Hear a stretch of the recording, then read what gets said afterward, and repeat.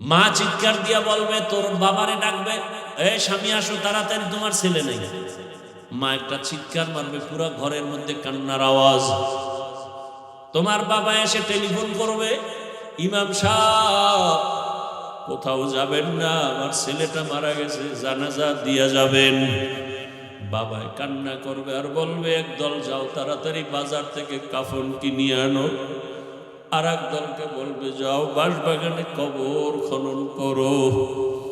যুবক তো তাকায় দেখবা, মাওলায় যদি দেখায়, ও আল্লাহর বান্দা, তোমার আমার গায়ের গেঞ্জিটা পর্যন্ত দেখবা আপন জনেরা বেলেট দিয়া কাটতেছে। আমার হাতের ঘড়িটা আর একজনে দিয়ে বলবে, ঘড়ি তো হাফিজুর রহমানের নাই, ঘড়ি আমার। আজকে তুমি বলো আমার মোবাইল, আমার মোবাইল, আর একজনে হাতে নিয়ে কালকে বলবে মোবাইল তো আমার, এটা আর কারো না। তোমার বন্ধুটা নাম্বার ডিলিট করে বলবে বন্ধু নাই, মোবাইলে নাম্বার রেখেও লাভ নাই। তোমার মাও কাঁদবে, বাবাও কাঁদবে, আমার আম্মু বলে যে ডাকটা দিত, ওই ডাক তো আর এখন আর দিবে না। মায়ের পাগলামি বড় কঠিন হয়ে যাবে। ওদিকে কেউ কবর খনন করবে, কেউ গরম পানি করবে গোসল করাবার জন্য। বাড়ির পেছনে বাঁশ বাগানে কবর খনন চলছে, কেউ বা আবার গরম পানি করতেছে গোসল দেওয়াবার জন্য। তোমারে আমার এবার বিছানার থেকে টেনে টেনে নামাইয়া গায়ের জামা কাপড় সব খুলিয়া, কিসের ঠান্ডার শীত, সবাই রাস্তার ঘর থেকে রাস্তায় নামায়া রাখবে। এইবার গোসল দিয়া সাদা কাপড়ে প্যাকেট বানাইয়া যখন খাটে উঠাবে, কাদের মধ্যে নিয়ে এবার জানাজার প্যান্ডেলে নিবে। জানালা দিয়া মা ডাকবে, আমার বাবারে কোথায় নাও? বলে জানাজার প্যান্ডেলে নিয়ে কবরের দাফন করব। আমার বাবার জীবনের শেষবার একটু চেহারাটা দেখায় যাও, কাফনের মুষ্টিটা খুইলে একটু দেখাও। আমার বাবার জীবনে আমারে আম্মু বলে ডাক দিবে না।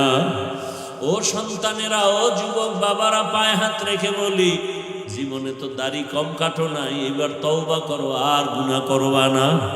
আল্লাহকে মনে মনে বলো, হে মালিক, কখন মরণ হবে জানা নাই, তওবা করি, আর নামাজ ছাড়বো না, দাড়ি কাটবো না, বেপরদায় চলবো না। মা বাবার দোয়া, শিক্ষকের দোয়া, উলামায়ে কেরামের দোয়া নিয়ে নবীজির সুন্নত অনুযায়ী চলবো। ওই অন্ধকার কবরে দাফন যখন করে মাটি দিয়ে সবাই চলে যাবে, এখন আর কেউ নাই। আরে তুমি একা চলো না, কত বন্ধু, কত কিছু টেলিফোন করো, বন্ধু আয় ঘুরতে যাব।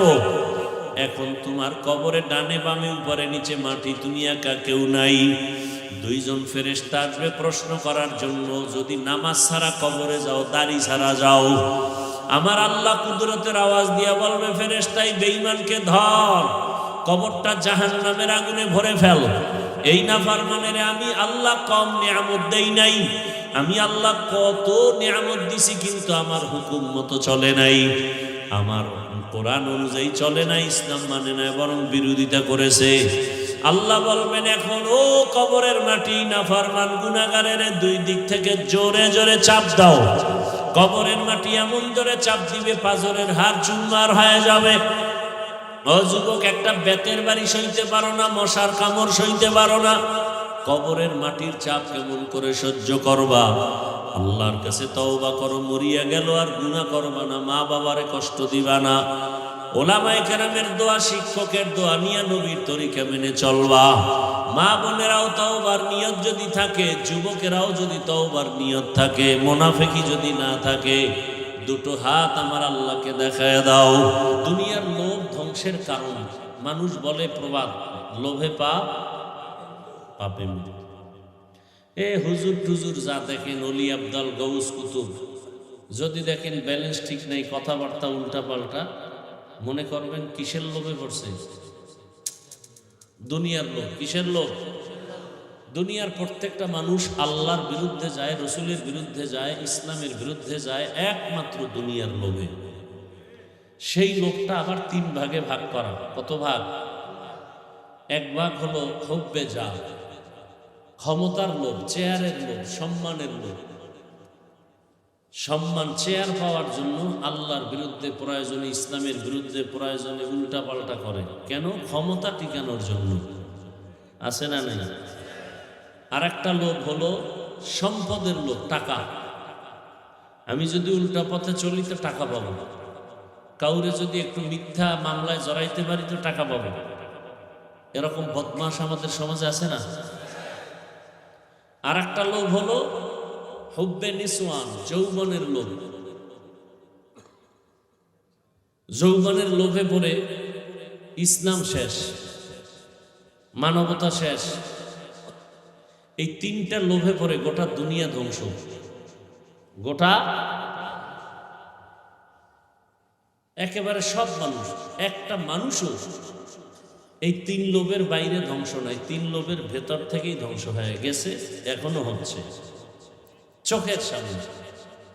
ফেরাউনের মতো বেঈমান নিঃস্ব থেকে এক সময় অনেক কিছু পাইয়া চেয়ারে বৈশা এবার নিজেরে খোদা দাবি করছে, আসল আল্লাহকে বাদ দিয়ে। কিসের লোভে? ক্ষমতার লোভ। ক্ষমতার নমরুদ ক্ষমতার লোভে পড়ে আল্লাহকে মারার জন্য রেডি হয়ে গেছে, যে আল্লাহর যদি মেরে ফেলা যায় ঝামেলা শেষ। এ বাঁশ দিয়া সিঁড়ি বানিয়েছে বিশাল, এরপরে তীর নিয়ে উঠছে আল্লাহকে মারবে, তো মারছে, পাখির গায়ে লাগছে, রক্ত আসছে মাথায়, নিচে এসে দেখি যে আল্লাহর মেরে ফেলেছে এই রক্ত। সেই বেঈমানকে আল্লাহ ধ্বংস করতে ফেরেশতা লাগছে? কি লাগছে?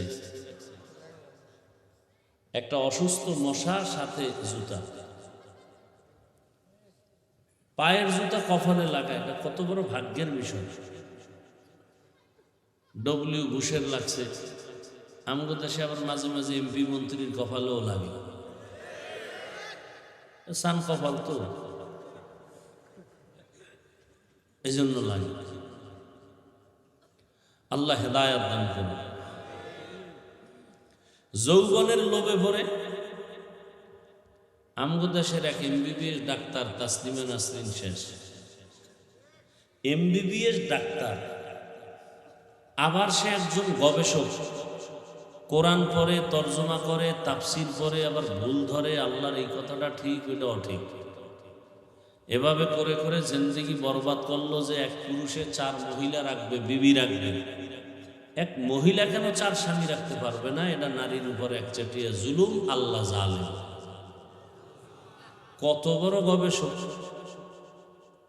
আবার নারীরা বোরকা পরে থাকবে, পুরুষেরা পরবে না, এটাও একটা একচেটিয়া জুলুম।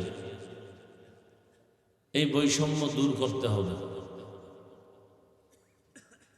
হ্যাঁ, বৈষম্য বিরোধী আন্দোলন করছে, তো বৈষম্য ঠিক রাখতে হলে এক সপ্তাহ পুরুষেরা ইমামতি করবে মসজিদে, আর এক সপ্তাহ মহিলারা, তো বৈষম্য ঠিক হবে।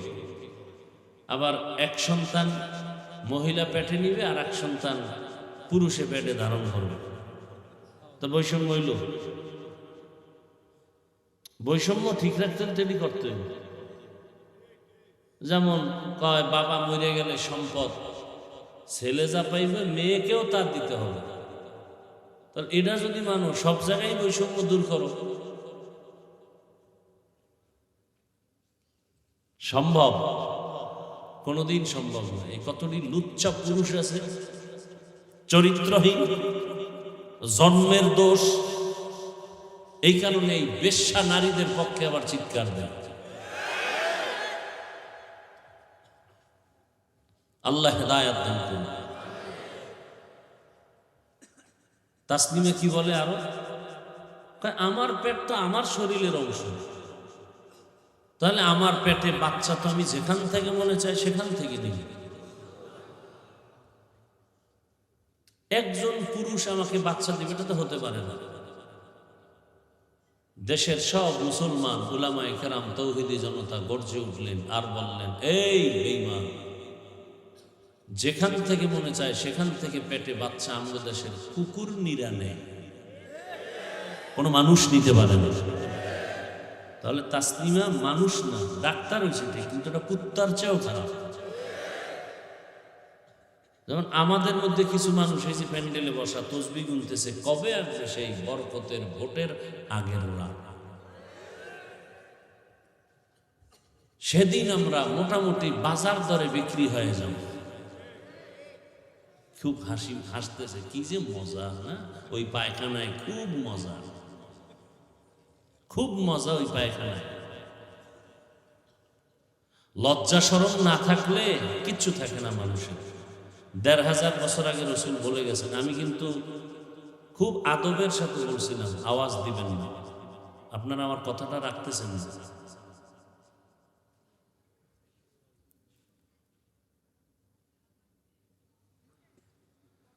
হ্যাঁ,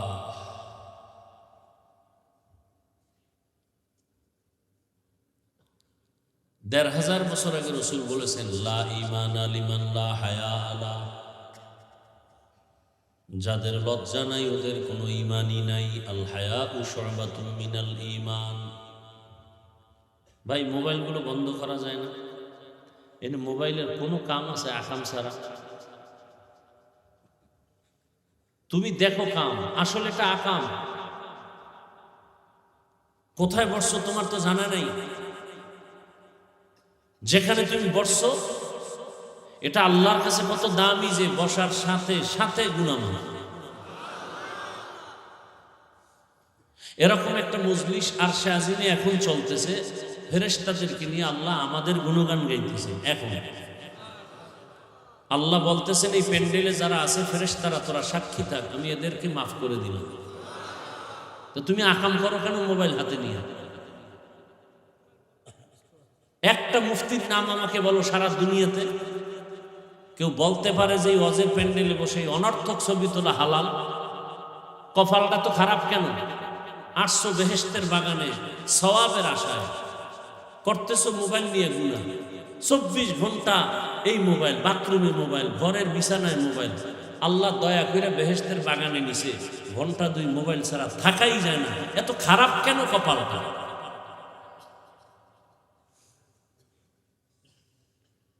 এই কথাগুলো কে বলবে এই জাতি? বলার মানুষ নাই, শোনার মানুষ নাই, বিরোধিতা করার মানুষের অভাব নাই। আল্লাহ হেদায়েত দান করুন। আমি কাউকে আঘাত করতে আসিনি, আমি বুকে লাগাতে আসছি। আমি উপকার করতে আসছি, কারো ক্ষতি করতে আসি নাই। আমি ভালো মানুষ হওয়ার জন্য কথা বলতেছি। আমি জান্নাতে যেতে চাই এবং আপনাদেরকেও জান্নাতে যাওয়ার পরামর্শ দিতে আসছি।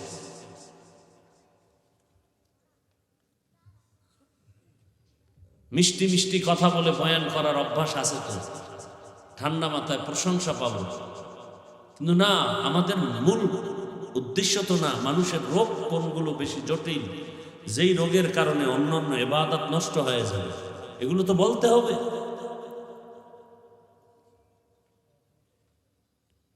পৃথিবীতে মসজিদের থেকে আর সুন্দর দামি কোনো জায়গা আছে পবিত্র? যেখানে গেলে মানুষ বিড়ি থাকলেও বিড়ি ফেলে দেয়, টুপি না থাকলে টুপি মাথায় নেয়।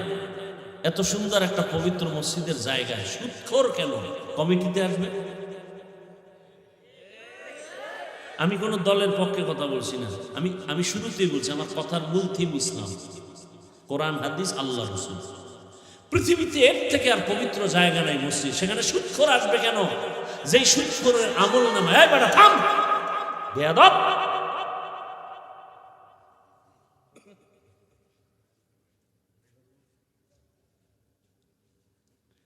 চব্বিশটা ঘন্টার সেকেন্ডে সেকেন্ডে সেকেন্ডে সেকেন্ডে অল টাইম আমল নামায় কেমন গুনাহ? নিজের আপন মায়ের সাথে জিনার গুনাহ, জিনার গুনাহ। কত খারাপ কথা, বলতে লজ্জা লাগতেছে। যারা সুদের খাতায় নাম লাগাইছে, নামাজ হবে না, রোজা হবে না, তেলাওয়াত হবে না, হজ করলে কবুল হবে না, দান করলে সওয়াব পাবে না, মুনাজাত দিলে কবুল হবে না। কত কঠিন কথা। আল্লাহ স্পষ্ট কোরআনে বলছেন, বেঈমান রেডি থাক, আমি আল্লাহ নিজে তোর সাথে যুদ্ধ করতে রেডি। সে মসজিদের মতো পবিত্র জায়গায় ঢুকলো কিভাবে? শুধু আপনাদের কারণে ঢুকছে। আপনারা যে ভোটের আগে টাকা খাবেন আর তাদেরকে ছাড় করবেন,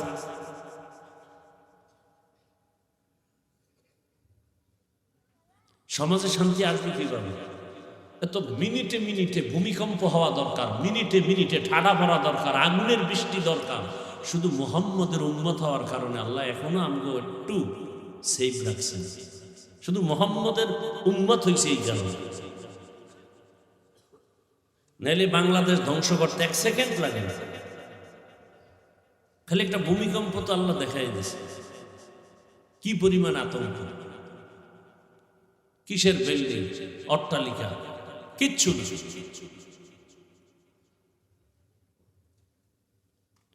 বাজারে যাবেন, একটা দামি মোটামুটি ভালো মুরগি কিনবেন 800 থেকে 1000 টাকা। একটা ছাগল কিনবেন ভালো মানের 15 থেকে 20,000। একটা গরু কিনলে কত? 1 লাখ। আর আমার সোনার বাংলার আশরাফুল মখলুক মানুষ, এরা ভোটের আগে বিক্রি হয় বাজার দরে মাত্র 500 টাকা করে বিক্রি।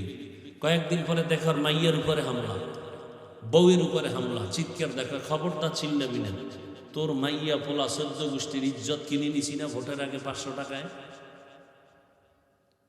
এই আকামগুলো দেশে হয় না? এর দোষ কি খালি যারা করে এদের না, আপনাদেরও আছে? হ্যাঁ, নিজের দোষটা দেখেন না কেন? একটা চেয়ারম্যান কোনোদিন হারাম খায় না, জনগণ আগে খাইয়া এরপর চেয়ারম্যানকে শিখায় যে এখন আমগো দে, বাড়িঘর বিক্রি করে ফকির হয়ে যা, এবার চেয়ারে বসে আমগো কপালে যা বরাদ্দ হবে সব তুই বয়ে বয়ে খাবি। তো চেয়ারম্যানরে তুমি আগে হারাম খাইয়া শিখাইছো, সে গিয়ে খায়, তো বিরোধিতা করো কেন? চেয়ারম্যান এই রাস্তার টাকা খেয়ে ফেলছে, গম উঠায় খেয়ে ফেলছে, তুমি যে ভোটের আগে খাইছো চেয়ারম্যানেরটা। এই জাতিকে সোজা করা ইসলাম ছাড়া কোনোদিন সম্ভব না, সম্ভব না। এক বেয়াদবকে সোজা করবে গোটা দেশ সোজা। নামি দামি একটা চোরের হাতের কবজা কাটবে, পুরো বাংলাদেশের হাত ঠিক। ইসলাম ছাড়াই জমিনে শান্তি আসবে না, কোনোদিন আসবে না। আমি মানি আর না মানি, কথা এটাই সত্য। শান্তির একমাত্র ঠিকানার নাম ইসলাম। আপনি না মানলেও ইসলাম, মানলেও ইসলাম। যেদিন আসবে সেদিন শান্তি, এর আগে শান্তির চিন্তা করাও ভুল। অজের মধ্যে এত লোক, মসজিদে লোক নাই কেন?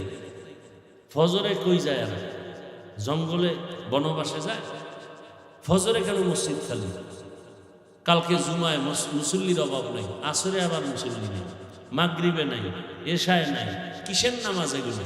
ধোকা, আল্লাহকে ধোকা দেওয়া। অথচ আল্লাহর দেওয়া পানি খাইতেছে, আল্লাহর দেওয়া সূর্যের আলো, আল্লাহর দেয়া চাঁদের আলো, আল্লাহর দেয়া নদীর মাছ, আল্লাহর দেয়া গাছের ফল, জমিনের ফসল, সব আল্লাহ। অথচ আল্লাহর হুকুম মানি না। মানি না তো মানি না, যারা একটু মানার চেষ্টা করে তাদেরও বিরোধিতা করে। কত বড় কপাল পোড়া!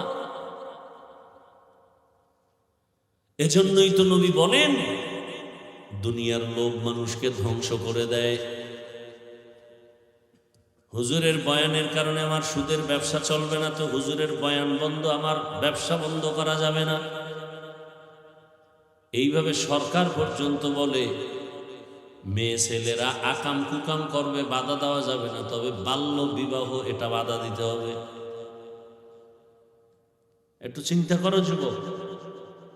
যুবককে বলছে, আমার সব কথা যুবকদের জন্য। তোমার লাইনের যুবকটাই তো রক্তের ফোঁটা মাটিতে ফেলে গোটা দুনিয়াটাকে আলোড়িত করে গেল, আর বলে গেল টাকায় পশু বিক্রি হয়, টাকায় অমানুষ বিক্রি হয়, আমি হাত দিই, টাকায় বিক্রি হই না। তোমার চরিত্র 500 টাকায় শেষ।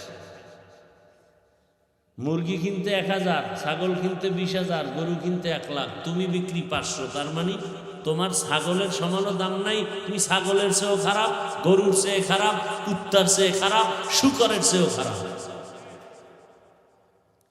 ভাব তো দেখাইতেছ বড় বুজুর্গ, খুব বুজুর্গ বুজুর্গ ভাব।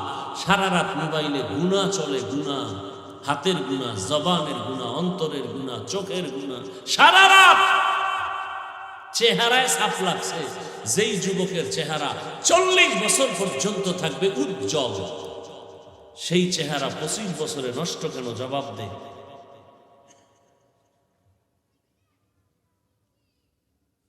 পৃথিবীর কোনো মেডিসিন ক্রিম দিয়ে এই চেহারা উজ্জ্বল করা যাবে না।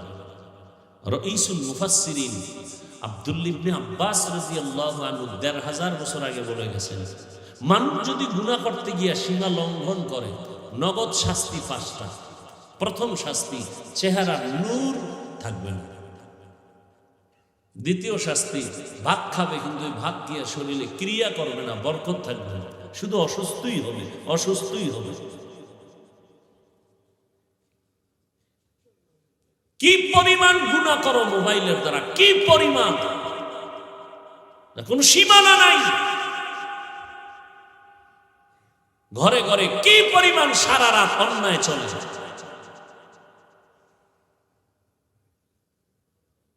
শান্তির দোয়া করবে হুজুরে, কি লাভ কি? আল্লাহ এখনো যে আমাকে বাঁচায় রাখছেন বড় শুকর। অথচ তোমার লাইনের যুবকটার চরিত্র কেমন? রাস্তা দিয়ে হাঁটতেছে, মানুষ এসে এসে টাকা দিতেছে। এই ফেসবুকের গোলাম বাবারা বলো, আমি বানায় বলতেছি, তোমরা দেখছো নাইলে বইলো না, না দেখলে চুপ থাকো। যদি দেখে থাকো সাক্ষী দাও, কারণ আমি বলতেছি শুনে, তুমি তো বলবা দেখে। তুমি যে আকামের পথের হেডমাস্টার, আমি তো ওই লাইনে নাই, আমি শুনে শুনে বলতেছি। তার ইন্তেকালের পরে অ্যাকাউন্ট চেক করা হলো, অ্যাকাউন্টে কোটি কোটি টাকা আসছে অনায়াসে, এমনি ৫০,০০০ টাকার বান্ডিল তাকে দিতেছে। আর তুমি ৫০০ টাকার জন্য কত নিচে নামলা। তোমাকে দেয় না কেন মানুষ টাকা? তোমার চরিত্র খারাপ, আর কিচ্ছু না। মানুষের জীবনের অমূল্য সম্পদ সুন্দর চরিত্র। এক ব্যক্তি গোটা দুনিয়াকে পাগল করে করে এখনো আছে বেঁচে, সারা দুনিয়ার মানুষ তার পাগল। হোমিওপ্যাথিক ডাক্তার জাকির নায়েক। টাকার গরমে, ক্ষমতার গরমে, কি পুঁজির কারণে তাকে দুনিয়ার মানুষ এত ভালোবাসে? একমাত্র তার সুন্দর চরিত্র, নৈতিক আদর্শ। তোমাকে তোমার চরিত্রের কারণে কত খারাপ জানো? তোমার মা পর্যন্ত মনে মনে বলতে চায়, চাক্কার তলে পড়ে এত মানুষ মরে, আমার এই চরিত্রহীন সন্তানটা মরে না কেন? কারণ মহিলারা তোমার মাকে ধিক্কার দেয়, তোমার ছেলে বড় খারাপ। মায়ের কাছে কত কষ্ট লাগে। বাবায় বাজারে গেলে মানুষ খারাপ বলে, তোমার ছেলে না অমুক বেয়াদবটা, বাবা লজ্জায় মাথা নত করে। মা বাপ পারে না তোকে পাড়াইয়া মারে ফেলতে, মন চায় তুই মরে যা, চাকার তলে পড়ে মরে যা। মা কয়েকদিন কানবে, কিন্তু এক স্থায়ীভাবে তো তোর বেয়াদবির থেকে মা নিরাপদ।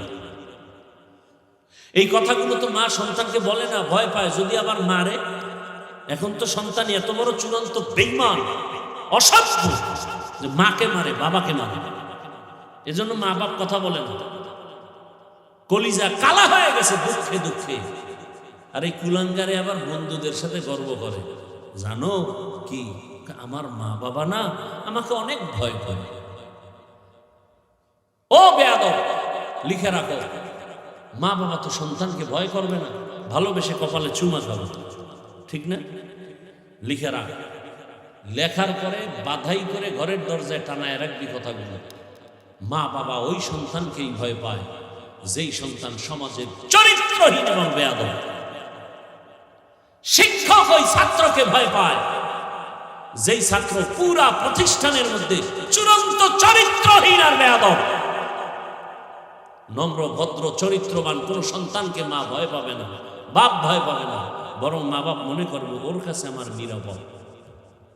আহ, কি হইলি, ভাবতেছ অনেক কিছু, আসলে তুই তো পশু, জানোয়ারের চেয়েও খারাপ। এই কথাগুলো কে বলবে? পাও ধরলে কি তুমি ফিরবা? বলো আমি নিচে নেমে আসি। যদি বলো পাও ধরলে ফিরে যাবা, বলবা ফেরার কোনো তো লাইন নেই হাফিজ ভাই। আচ্ছা বলো, তুমি আমাকে জবাব দাও, তোমার লাইনের যুবক কি স্কুল কলেজে ৫ ওয়াক্ত নামাজি নাই? তাহলে জুতা খুইলে তোর কপালে বাড়ি মার। যে তোর ক্লাসে, তোর স্কুলে বহু ছাত্র নামাজি, তুই পারো না কেন? কপালে তো খারাপ কেন? তোমার লাইনের যুবক র্যাব আর্মি পুলিশ বিডিআরের চাকরি করে, ওসিডিসি দাড়িওয়ালা নামাজি নাই? মিথ্যা বলছি? ঢাকা কলেজের বারান্দায় গিয়া তাকাও, কত ছাত্র কলেজে ঢুকে পাগড়ি, দাড়ি, বড় জামা। যাও, তোমার কপাল খারাপ কেন? অবশ্যই মা বাবার অভিশাপ আছে। ও ব্যবসায়ী বাবারা, আপনাদের ব্যবসায়ীদের মধ্যে নামাজি দাড়িওয়ালা নাই, তার আপনার কপাল এত নষ্ট কেন? এখন কি করবেন? জিদ কইরা দুনিয়া ছেড়ে চলে যাবে? না, তওবা করেন।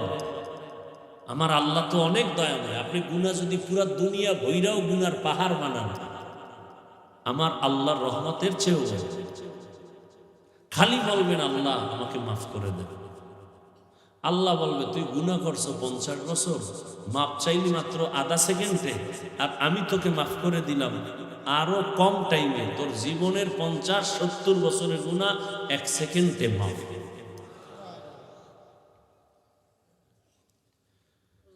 ইয়া আইয়ুহাল্লাযীনা আমানুত্তাকুল্লাহা ওয়াল তানজুর নাফসুম মা কদ্দামাত লিগাদিন ওয়াত্তাকুল্লাহ। দুনিয়ার পেছনে যারা ঘুরে এরা দুনিয়া লোভী। এই দুনিয়া লোভীরা দুইটা জিনিস চায়, দুই জিনিস চায়, মনে প্রাণে চায় কিন্তু পায় না। বউ চাইরা, বাই চাইরা সব দুনিয়ার পেছনে ঘুরে, ক্ষমতার পেছনে, টাকার পেছনে, যৌবনের পেছনে দুইটা চায়। এক চায় শান্তি, আর একটা চায় সম্মান। কিন্তু দুনিয়াদার শয়তানগুলো একটাও শান্তিতে নাই, সম্মানেও নাই। যেই পুলিশ সেলিউট দেয়, র্যাব সেলিউট দেয়, এরাই যদি হ্যান্ডকাপ লাগায়, এটা কিসের সম্মান? যেই জনগণ ভোটের পরে ফুলের মালা দেয়, এরাই যদি আবার জুতার মালা লইয়া মিছিল দেয়, কিসের সম্মান? এর চেয়ে তো আমি ফকির কুয়াকাটার থেকে আসছি, সম্মান তো আমার বেশি। আমার আওয়ামী লীগ নাই, বিএনপি নাই, কেউ নাই, আমরা তো আছি। কি আর এরা তো সম্মান পাইতে পাইতে টাকা দিয়ে কিনছে না সম্মান। টাকার মেয়াদ শেষ, সম্মানও শেষ। আর আমি তো ফকিরের ঘর থেকে আসছি, এমন জীবন কাটছে আমার, একটা লুঙ্গি পরছি 1-1.5 বছর 2 বছর পর্যন্ত, আর এখন এক লুঙ্গি একদিনের বেশি পরি না। এক জামা 150 টাকা কিনছি, মনে আছে? 150 টাকা কালারিং জামা। ওই জামাটা 2.5 বছর 3 বছর পরছি। লুঙ্গি ছিঁড়ে গেছে, 5 বার সেলাই করে করে পরছি। আর আল্লাহ এখন এই পরিমাণ বাদশাহী সম্মান দান করেছেন। আমার মা বাবার চোখের পানি আর আল্লাহ ওয়ালাদের নেক নজর। আলহামদুলিল্লাহ 300-400 সন্তান এখন মাদ্রাসায় খায় পড়ে। কত সম্মান! কে আওয়ামী লীগ বিএনপি জানি না, দেখা হলেই এমপি কয় হুজুর দোয়া করিয়েন, আপনার নাম শুনছি। বড় কোটিপতি ফ্যাক্টরির মালিক দেখা হলে বলে হুজুর দোয়া করিয়েন, অনেক নাম শুনছি। এর থেকে আর সম্মান লাগে কিছু? আমাদের এই চেয়ারের কোনো মেয়াদ আছে? এদেরকেই বলে মুকুটহীন সম্রাট। যে এমপি পর্যন্ত দোয়ার জন্য দাঁড়ায় থাকে, এটির মুকুটহীন সম্রাট। আর তোমরা দল করতে করতে বউ চেনো না, মাইয়া বলা চেনো না, দলের নেতারে এমন ভাবে চেনো, দল করতে করতে গিয়া এমপি যখন হইয়াই যায়, টাইম সিরিয়াল ছাড়া তোমার সাথে আর দেখা করে না। কি আর আমরা যেখানে দেখা করতে যাই, হুজুর আসবেন, এই সব বন্ধ এখন, হুজুরকে আগে বিদায় করে দেই। সম্মান খেয়ে দিছেন। আর তোমরা টাকা দিয়ে সম্মান কিনবা, টাকার মেয়াদ শেষ, সম্মান শেষ। দুনিয়া লোভের পিছনে তো আচ্ছা ঘুরছো তো, এবার ফেরো। মনে একটা শখ ছিল যে পার্কে গেলে যেন কি মজা, আচ্ছা নিছো তো, এবার ফিরো।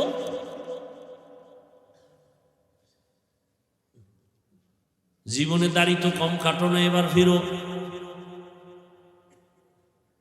দাড়ি কাটা ছাটা সব কবিরা গুনাহ, হারাম। একটা লাভও নাই। যদি কেউ দেখাইতে পারে দাড়ি কাটলে একটা লাভ, চেহারা ভালো হয়, আরো কিছু, আল্লাহর কসম আমি দাড়ি কেটে ফেলব। আমার একটা লাভ যদি কেউ দেখাইতে পারে, বরং গুগলে মোবাইল তো চালাও, ভালো জিনিস দেখতে পারো না।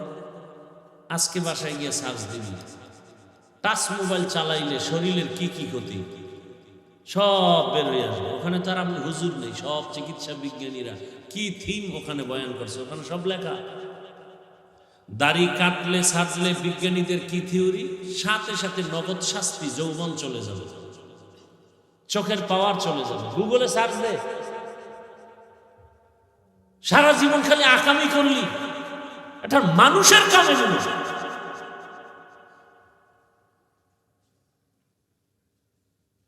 ভালো জিনিস কত কিছু, গবেষণার দেখার মতো জিনিস আছে, জানার মতো কত জিনিস। আজকে মুসলমান সার্চ দিবি বাইতুল্লাহ কি, বাইতুল্লাহর ইতিহাস কি, পড়বি 10 মিনিট পর ডেলি। মদিনাতুল মুনাওয়ারা মুসলমানের কলিজার স্থান কি সেটা মাঝে মাঝে পড়ো, ইসলামের ইতিহাস পড়ো। সমস্যাটা কোথায়? তুমি যদি সমাজে নেতৃত্ব দিতে চাও, তোমার অলরাউন্ডার হতে হবে, জ্ঞান অর্জন করতে হবে। আমি তো চাই তুমি আসো, নতুন করে ঘুরে দাঁড়াও। মোবাইলটা 5-7 বছরের জন্য পানিতে ফেলে দাও, জিদ করে দাঁড়ায় যাও যে না আমি একটা আদর্শবান ডাক্তার হব। চরিত্র ঠিক রেখে দাঁড়াও, 3 জায়গার দোয়া নিয়ে দাঁড়ায় যাও। আমি আল্লাহকে সাক্ষী রেখে বলে গেলাম, তুমি গোটা দেশের মধ্যে মুকুটহীন সম্রাট হয়ে যাইবা। 3 জায়গার দোয়া লাগবে আর চরিত্র ঠিক লাগবে, না হয় হবে না। তুমি যদি পুরো বাংলাদেশে এক হও, চরিত্র যদি খারাপ থাকে শেষ, তোমার জিন্দেগি বরবাদ। কোনো বেঈমানও তোমাকে সাপোর্ট দিবে না, চরিত্র মানুষের অমূল্য সম্পদ।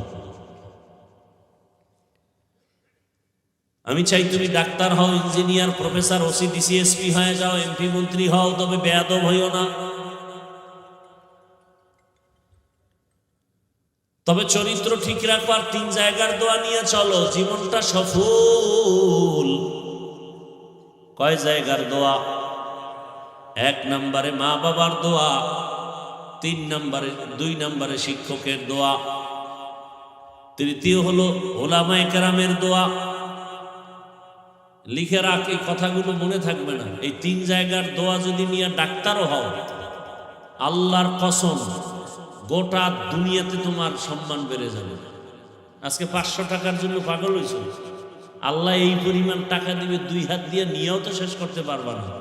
হালাল আসবে, হালাল, হারাম না। তবে চরিত্র ঠিক লাগবে। আর কি 3 জায়গার শেষ? ওলামায়ে কেরামের দোয়া। ওই যে বললাম, কলেজে গিয়া দেখো পাগড়িওয়ালা ছাত্র ঢাকা কলেজে পড়ে, মনে হয় যেন মসজিদের কোনো ক্ষতি, অথচ আরবি ভালো করে পারে না। জিজ্ঞেস করলাম, বাবা তোমার এই হালাত কেন? বলে আমার আব্বু আম্মু অনেক আদর্শওয়ালা বানাইছে। আমার আব্বু আম্মু খানা দেয় আর বারবার আমাকে সবক দেয়, বাবা জীবনে যাই করো না করো মিথ্যা বলবা না, কারো ক্ষতি করবা না। মা বাবার এটাই সবক, জীবনে কারো ক্ষতি করবা না, মিথ্যা কথা বলবা না, কারো হক নষ্ট করবা না, কারো চরিত্রের উপর আক্রমণ করবা না। শিক্ষক দোয়া করছে, লেখাপড়ায় 8 নাম্বার হয়ে গেছি, ওলামায়ে কেরাম দোয়া করছে। এ কারণে আমার মাথায় টুপি, দাড়ি, নামাজ পড়ি, 5 বড় জামা পরি, ক্লাস করি। আফসোস করা দরকার ওদের দিকে তাকায়। অথচ তোমারে পাও ধরে ধরে বলার পরেও তুমি নামাজ পড়তে চাও না। আজরাইল যদি ঘুমের মধ্যে আসে, নাকি আসবে না?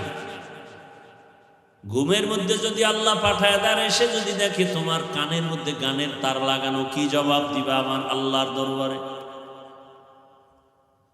অনুরোধ করে বলি, যুবক বাবা এখনো সময় আছে, তওবা করে নাও। জীবনে তো পার্কে পার্কে কম ঘুরলা না, এবার আল্লাহকে বইলা বইলা মনে মনে তওবা করো। মনেরে বুঝাও, হে মালিক, আমার মতো যুবক যদি স্কুলে কলেজে পড়ে, চাকরি করে, ব্যবসা করে, রাস্তায় গাড়ি চালায়, নামাজ পড়ে, আমি পারবো না কেন? নদীর মধ্যে কত মানুষ কাজ করে নামাজ ছাড়ে না, আমি পারি না কেন? জমিনে কৃষি কাজ করে কত মানুষ জেনারেল লাইনে থাকিয়া তারপর নামাজ ছাড়ে না, আমি পারি না কেন?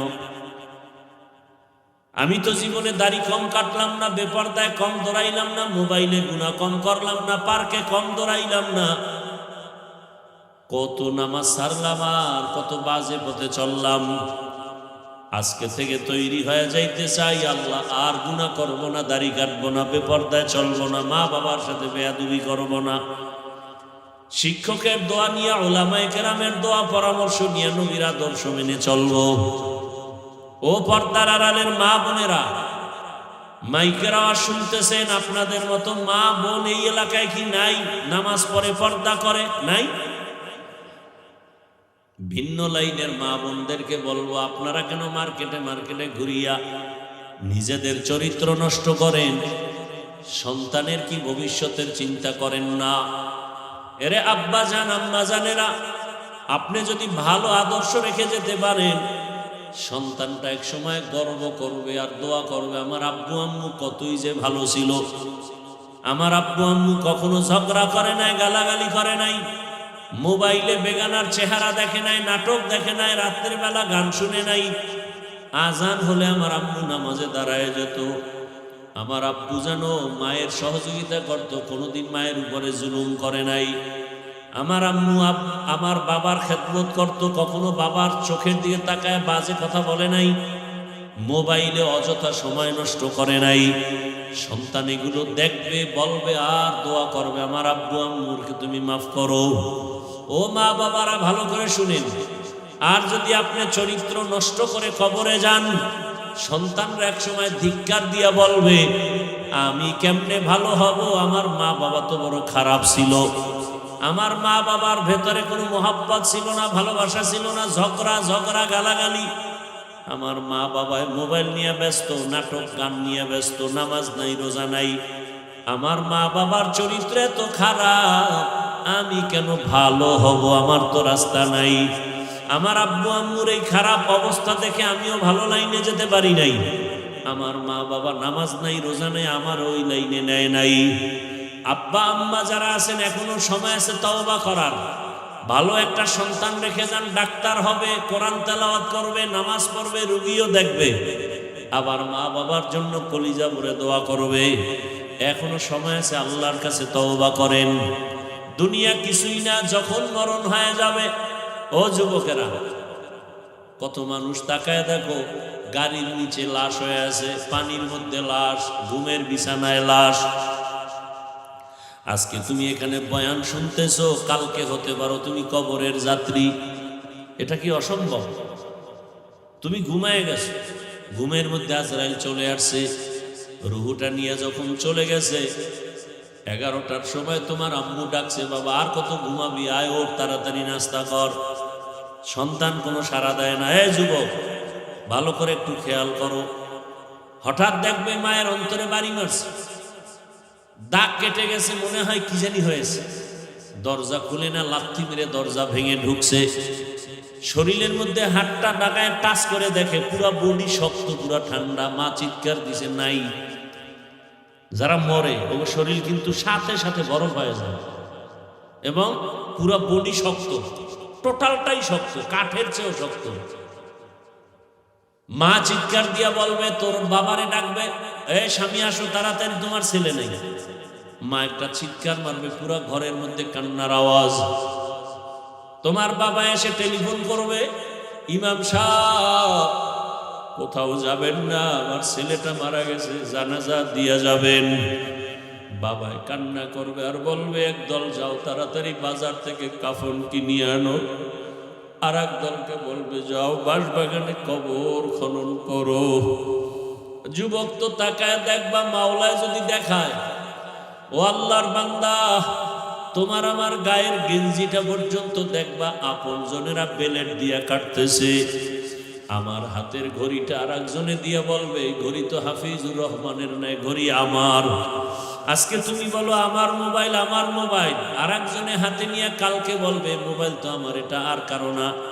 তোমার বন্ধুটা নাম্বার ডিলিট করে বলবে বন্ধু নাই, মোবাইলে নাম্বার রেখেও লাভ নাই। তোমার মাও কাঁদবে, বাবাও কাঁদবে। আমার আম্মু বলে যে ডাকটা দিত, ওই ডাক তো আর এখন আর দিবে না। মায়ের পাগলামি বড় কঠিন হয়ে যাবে। ওদিকে কেউ কবর খনন করবে, কেউ গরম পানি করবে গোসল করাবার জন্য। বাড়ির পেছনে বাঁশ বাগানে কবর খনন চলছে, কেউ বা আবার গরম পানি করতেছে গোসল দেওয়াবার জন্য। তোমারে আমার এবার বিছানার থেকে টেনে টেনে নামাইয়া গায়ের জামা কাপড় সব খুলিয়া, কিসের ঠান্ডার শীত, সবাই রাস্তার ঘর থেকে রাস্তায় নামায়া রাখবে। এইবার গোসল দিয়া সাদা কাপড়ে প্যাকেট বানাইয়া যখন খাটে উঠাবে, কাদের মধ্যে নিয়ে এবার জানাজার প্যান্ডেলে নিবে। জানালা দিয়া মা ডাকবে, আমার বাবারে কোথায় নাও? বলে জানাজার প্যান্ডেলে নিয়ে কবরের দাফন করব। আমার বাবার জীবনের শেষবার একটু চেহারাটা দেখায় যাও, কাফনের মুষ্টিটা খুইলে একটু দেখাও। আমার বাবার জীবনে আমারে আম্মু বলে ডাক দিবে না। ও সন্তানেরা, ও যুবক বাবারা, পায়ে হাত রেখে বলি, জীবনে তো দাড়ি কম কাটো নাই, এবার তওবা করো, আর গুনাহ করবা না। আল্লাহকে মনে মনে বলো, হে মালিক, কখন মরণ হবে জানা নাই, তওবা করি, আর নামাজ ছাড়বো না, দাড়ি কাটবো না, বেপরদায় চলবো না। মা বাবার দোয়া, শিক্ষকের দোয়া, উলামায়ে কেরামের দোয়া নিয়ে নবীজির সুন্নত অনুযায়ী চলবো। ওই অন্ধকার কবরে দাফন যখন করে মাটি দিয়া সবাই চলে যাবে, এখন আর কেউ নাই। আরে তুমি একা চলো না, কত বন্ধু, কত কিছু টেলিফোন করো, বন্ধু আয় ঘুরতে যাব। এখন তোমার কবরে ডানে বামে উপরে নিচে মাটি, তুমি একা, কেউ নাই। দুইজন ফেরেশতা আসবে প্রশ্ন করার জন্য। যদি নামাজ ছাড়া কবরে যাও, দাড়ি ছাড়া যাও, আমার আল্লাহ কুদরতের আওয়াজ দিয়া বলবে, ফেরেশতাই বেঈমানকে ধর, কবরটা জাহান্নামের আগুনে ভরে ফেল। এই নাফরমানের আমি আল্লাহ কম নিয়ামত দেই নাই, আমি আল্লাহ কত নিয়ামত দিছি, কিন্তু আমার হুকুম মতো চলে নাই, আমার কোরআন অনুযায়ী চলে নাই, ইসলাম মানে না, বরং বিরোধিতা করেছে। আল্লাহ বলবেন, এখন ও কবরের মাটি, নাফরমান গুনাহগারের দুই দিক থেকে জোরে জোরে চাপ দাও। কবরের মাটি এমন জোরে চাপ দিবে, পাঁজরের হাড় চুরমার হয়ে যাবে। ও যুবক, একটা বেতের বাড়ি সইতে পারো না, মশার কামড় সইতে পারো না, কবরের মাটির চাপ কেমন করে সহ্য করবা? আল্লাহর কাছে তওবা করো, মরিয়া গেল আর গুনাহ করবা না, মা বাবারে কষ্ট দিবা না।